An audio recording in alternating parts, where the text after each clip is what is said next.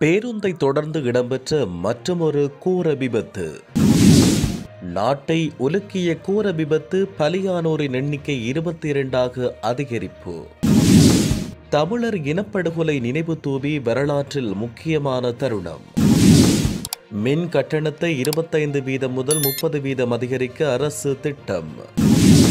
யாழில் உணர்வு பூர்வமாக ஆரம்பிக்கப்பட்ட முள்ளிவாய்க்கால் கஞ்சி வழங்கும் நிகழ்வு.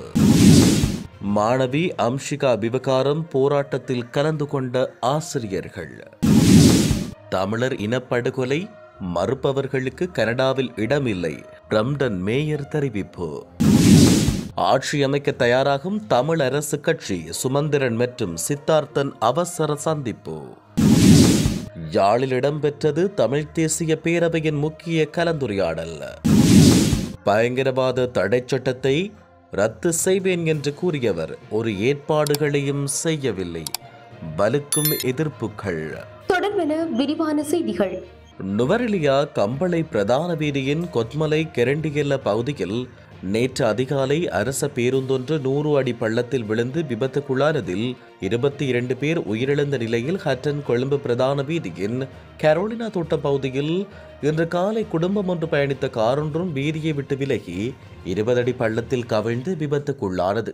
வெள்ளம்பிட்டியவிலிருந்து நுவரெலியாவுக்கு சுற்றுலாவுக்கு சென்று கொண்டிருந்த தாய், தந்தை, மகள் மற்றும் அவரின் 2 பிள்ளைகளே இந்த விபத்தில் சிக்கிக் கொண்டனர். காரை மகள் செலுத்திச் சென்றதாக தெரிய வருகிறது. எதிர் திசையில் பயணித்த பேருந்துக்கு வழிவிட முயன்ற போது சாரதியின் கட்டுப்பாட்டை இழந்து கார் பள்ளத்தில் கவிழ்ந்து விபத்துக்குள்ளானது. காரில் இருந்த 3 பேர் காயமடைந்து வட்டவளை பிரதேச வைத்தியசாலையில் அனுமதிக்கப்பட்டுள்ளனர். தெய்வாதீனமாக 2 பிள்ளைகளுக்கும் எவ்விதமான காயங்களும் ஏற்படவில்லை என தெரிவிக்கப்பட்டுள்ளது. கொத்மலை பேருந்து விபத்தில் பலியானோரின் எண்ணிக்கை 22ஆக அதிகரித்துள்ளதாக காவல்துறையினர் தெரிவித்தனர். நுவரெலியா கண்டி பிரதான வீதியின் கொத்மலை காவல்துறை பிரிவுக்குட்பட்ட ரம்பொடை கெரண்டியல்ல பகுதியில் நேற்று அதிகாலை பேருந்தொன்று விபத்துக்குள்ளானது. கதிர்காமத்தில் இருந்து நுவரெலியா வழியாக குருநாகல் நோக்கி பயணித்த இலங்கை போக்குவரத்து சபைக்கு சொந்தமான பேருந்தொன்று இவ்வாறு விபத்துக்குள்ளானது. கொத்மலை ரம்பொட கெரண்டியல்ல பகுதியில் நடந்த பேருந்து விபத்தில் படுகாயமடைந்தவர்களை மேலதிக சிகிச்சைக்காக கொழும்புக்கு அழைத்து வர 2 உலங்கு வானூர்திகள் தயார் நிலையில் வைக்கப்பட்டுள்ளதாக பாதுகாப்பு அமைச்சு தெரிவித்துள்ளது. கனடா பிரம்டனில் திறக்கப்பட்டுள்ள தமிழர் இனப்படுகொலை நினைவு தூவி எங்கள் கூட்டு வரலாற்றில் மிக முக்கியமான ஒரு தருணமாகும் என கனடாவின் நீதியமைச்சர் கரி ஆனந்த சங்கரி தெரிவித்துள்ளார். நீதியமைச்சரின் முகநூல் பக்கத்தில் பதிவொன்றை வைத்து அவர் இவ்வாறு தெரிவித்தார். இலங்கையில் அரசாங்கத்தால் மேற்கொள்ளப்பட்டு வரும் தமிழின அழிப்பால் உயிரிழந்தவர்கள் மற்றும் பாதிக்கப்பட்டவர்களின் நினைவாக உருவாக்கப்பட்டுள்ள தமிழின அழிப்பு நினைவு தூவி இன்றைய தினம் கனடா பிரம்டன் நகரில் சிங்காவுசி பூங்காவில் திறந்து வைக்கப்பட்டது. தமிழின அழிப்பு நினைவகம் என்ற பெயரில் அமைந்துள்ள இந்த நினைவு தூவியை பிரம்டன் மேயர் பேட்ரிக் பிரவுன் திரைச்சீலை நீக்கி உத்தியோகபூர்வமாக திறந்து வைத்துள்ளார். பிரம்டனில் இன்று தமிழ் இனப்படுகொலை நினைவு சின்னம் திறக்கப்படுவது நமது கூட்டு வரலாற்றில் ஒரு குறிப்பிடத்தக்க தருணத்தை குறிக்கிறது. இலங்கை அரசாங்கத்தால் தமிழ் மக்களுக்கு எதிரான இனப்படுகொலையின் போது கொல்லப்பட்ட ஆயிரக்கணக்கான அப்பாவி உயிர்களுக்கு இந்த நினைவு சின்னம் ஒரு நினைவு சின்னமாக இருப்பதாகவும் அவர் இதன் பொழுது குறிப்பிட்டுள்ளார். மின்சார கட்டணத்தை உயர்த்த அரசாங்கம் மேற்கொள்ளும் முயற்சியை உடனடியாக நிறுத்துமாறு வலியுறுத்துகிறோம் என எதிர்க்கட்சித் தலைவர் சஜித் பிரேமதாச குறிப்பிட்டார். அத்துடன் மின்சார கட்டண திருத்தத்தில் 25% முதல் 30% வரையான அளவில் மின்சார கட்டணத்தை உயர்த்த அரசாங்கம் திட்டமிட்டுள்ளது.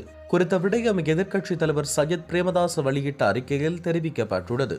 தற்போதைய ஜனாதிபதி அனுரகுமார திசாநாயக்க தலைமையிலான அரசாங்கம் ஆட்சிக்கு வருவதற்கு முன்னர் இலங்கையின் கடன் நிலைத்தன்மை பகுப்பாய்வை மறுபரிசீலனை செய்வதாக மக்களுக்கு அளித்த வாக்குறுதியை மறந்து முந்தைய அரசாங்கம் சர்வதேச நாணய நிதியத்துடன் மேற்கொண்ட உடன்படிக்கைகளை அப்படியே செயற்படுத்துவதன் விளைவாக இப்படி மின்சார கட்டணத்தை உயர்த்தும் நிலை உருவாகியுள்ளதாக அவர் குற்றம் சுமத்தியுள்ளார். சர்வதேச நாணய நிதியத்தோடு ஜூலை மாதம் நடைபெறவுள்ள மீளாய்வுக்கு முன்னர் மின்சார கட்டணத்தை உயர்த்தி நிபந்தனைகளை நிறைவேற்றும் நடவடிக்கையில் அரசாங்கம் ஈடுபட்டுள்ளது என்பது இதன் பொழுது தெளிவாகுவதாகவும் அவர் குறிப்பிட்டுள்ளார். யாழ்ப்பாணத்தில் தமிழ் தேசிய மக்கள் முன்னணியின் ஏற்பாட்டில் தமிழின அழிப்பு வாரத்தை முன்னிட்டு மே மாதம் 18 முள்ளிவாய்க்கால் கஞ்சி வழங்கல் நிகழ்வு ஆரம்பித்து வைக்கப்பட்டுள்ளது. குறித்த நிகழ்வு நேற்று யாழ் நல்லூர் தியாக தீபம் நினைவிடம் முன்பாக உணர்வு பூர்வமாக ஆரம்பித்து வைக்கப்பட்டது. முள்ளிவாய்க்கால் கஞ்சி வழங்கும் நிகழ்வை தமிழ் தேசிய மக்கள் முன்னணியின் பொதுச் செயலாளர் செல்வராசா கஜேந்திரன் ஆரம்பித்து வைத்தார். இதேவேளை கனடா பிரம்டனில் நிர்மாணிக்கப்பட உள்ள தமிழின படுகொலை நினைவு தூபி உத்தியோகபூர்வமாக திறந்து வைக்கப்பட்டது. கனடாவின் பிரம்டன் நகரின் சிங்காவுசி பொது பூங்காவில் நேற்று 4.8 மீட்டர் உயரத்தில் உள்ள குறித்த நினைவு சின்னம் திறந்து வைக்கப்பட்டுள்ளது. உலகில் இடம்பெற்ற இனப்படுகொலைகளின் துன்பியல் வரலாற்றை கூறும் வரலாற்று அடையாளங்களை ஒன்றாகவும் ஈழத்தமிழ் மக்கள் மீதான இனப்படுகொலையை உலகுக்கு கூறும் வகையிலும் குறித்த நினைவு சின்னம் உருவாக்கப்பட்டுள்ளமை குறிப்பிடத்தக்கது.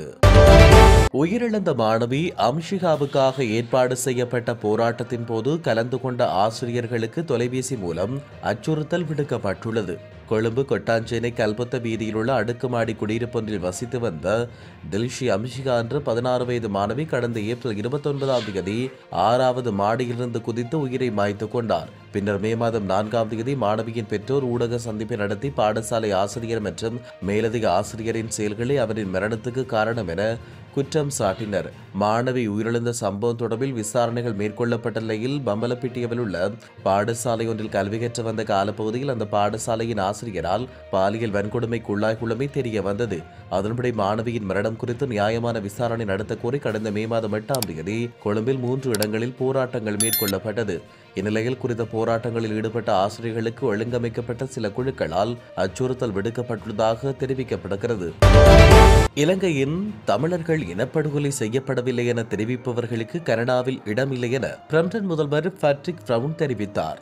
கனடாவில் தமிழர் இனவழிப்பு நினைவு தூபி திறப்பு விழாவில் கலந்து கொண்டு உரையாற்றும் போதே அவர் இதனை குறிப்பிட்டார். நாங்கள் தமிழர்கள் இனவழிப்பின் அளவை மறக்கக்கூடாது. ஆயிரக்கணக்கான தமிழர்கள் இலங்கை அரசாங்கத்தால் படுகொலை செய்யப்பட்டனர். உண்மைக்காகவும் நீதிக்காகவும் குரல் கொடுத்த தமிழர்களை இழிவுபடுத்தவும் தாக்கவும் அவர்கள் முயன்றனர். இது ஒரு உடல் ரீதியான இனப்படுகொலை மாத்திரமல்ல, உலகின் அனைத்து பகுதிகளிலும் உள்ள தமிழர்கள் மீதான தாக்குதலாகும்.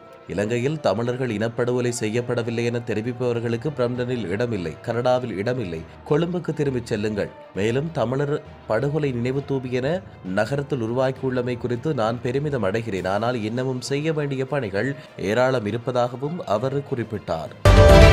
ஜனநாயக தமிழ் தேசிய கூட்டணி தலைவர்களுடன் இலங்கை தமிழரசு கட்சி பொதுச் செயலாளர் ஜனாதிபதி சட்டத்தரணி M.A. சுமந்திரன் சந்தித்து கலந்துரையாடினார். குறித்த சந்திப்பு நேற்று காலை யாழ்ப்பாணம் கந்தரோடையில் உள்ள முன்னாள் நாடாளுமன்ற உறுப்பினர் சித்தார்த்தனின் இல்லத்தில் நடைபெற்றது. இதன்போது நாடாளுமன்ற உறுப்பினர் செல்வம் அடைக்கலநாதன், முன்னாள் நாடாளுமன்ற உறுப்பினர்களான சித்தார்த்தன், சுரேஷ் பிரேமச்சந்திரன், மு. சந்திரகுமார் உள்ளிட்டோர் கலந்து கொண்டனர். உள்ளூராட்சி சபைகளில் ஆட்சி அமைப்பது தொடர்பாகவும் எவ்வாறு செயற்படுவது என்பது தொடர்பாகவும் இதன்பொழுது கலந்துரையாடப்பட்டுள்ளது. தமிழ் தேசிய பேரவையின் உறுப்பினர்களுக்கும் தலைமைகளுக்கும் இடையிலான சந்திப்பொன்று இடம்பெற்றுள்ளது. குறித்த சந்திப்பானது நேற்றைய தினம் யாழ் மாவட்ட சேலத்துக்கு அருகாமையில் அமைந்துள்ள கிறிஸ்தவ வாலிபர் சங்க மண்டபத்தில் தமிழ் தேசிய பேரவையின் தலைவர் கஜேந்திரகுமார் பொன்னம்பலம் தலைமையில் இடம்பெற்றது. இதன்போது தமிழ் தேசிய பேரவையின் தேர்தல் கால சவால்கள், எதிர்கால செயற்பாடு குறித்து கலந்துரையாடப்பட்டது. மேலும் தமிழ் தேசிய பேரவையின் தலைவர் கஜேந்திரகுமார் பொன்னம்பலம், தலைவர் ஸ்ரீகாந்தா, செயலாளர் சிவாஜிலிங்கம் உள்ளிட்ட பலரும் இதில் கலந்து கொண்டனர்.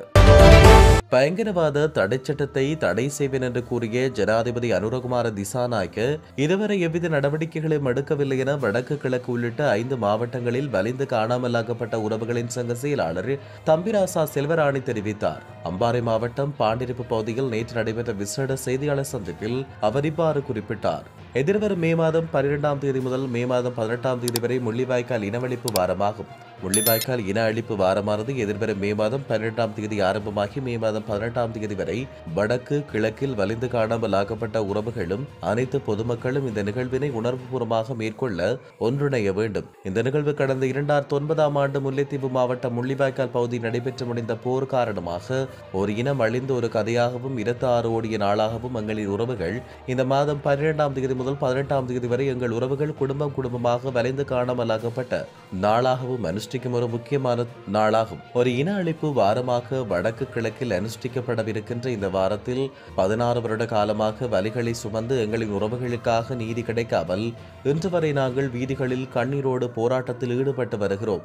எங்களுக்கான உரிய நீதி கிடைக்கும் வரை இந்த போராட்டத்தை சர்வதேசத்துக்கு எடுத்துச் சென்று நீதியை பெற முயற்சி செய்து கொண்டிருப்போம். அது மட்டுமன்றி உண்மையில் அந்த முள்ளிவாய்க்கால் பகுதியில் இலங்கை அரசு போர் நடந்து கொண்டிருக்கும் போது பொருளாதார தடையை விதித்து ஒரு உணவு கூட அந்த பகுதிக்கு எடுத்துச் செல்ல முடியாத காலகட்டத்தில் அங்கு பட்டினி சாவு நிகழ்ந்தது. ஆனால் எமது உறவுகள் உப்பில்லாத அரிசிகளை உபயோகித்து நீரை ஊற்றி அங்குள்ள கர்ப்பிணி தாய்மார்கள் குழந்தைகளை காப்பாற்றுவதற்காக கஞ்சி தயாரிக்கப்பட்டதை நினைவுகூரும் முகமாகவே இந்த முள்ளிவாய்க்கால் கஞ்சி அமைந்துள்ளதாக தெரிவிக்கப்பட்டுள்ளது.